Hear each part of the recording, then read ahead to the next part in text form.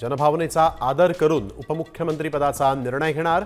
फडणवीसांसोबतच्या बैठकीनंतर प्रफुल्ल पटेल यांची माहिती. सुनेत्रा पवारांची वर्णी लागण्याचीही शक्यता.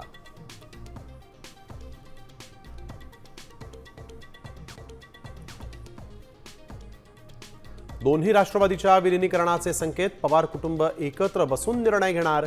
अंतिम अधिकार शरद पवारांकडे. साम टीव्हीला सूत्रांची माहिती.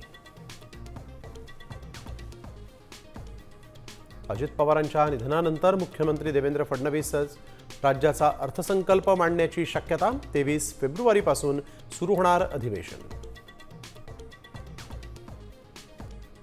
अकोला महापौर पदाच्या निवडणुकीत राडा.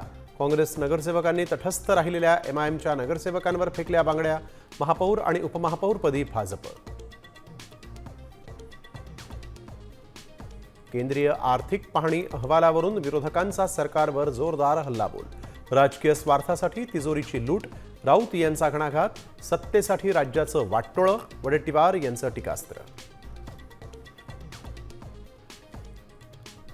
सोन्या चांदीच्या दरात मोठी घसरण. चांदीचे दर 30,000 तर सोन्याचे भावही 10,000 घसरले.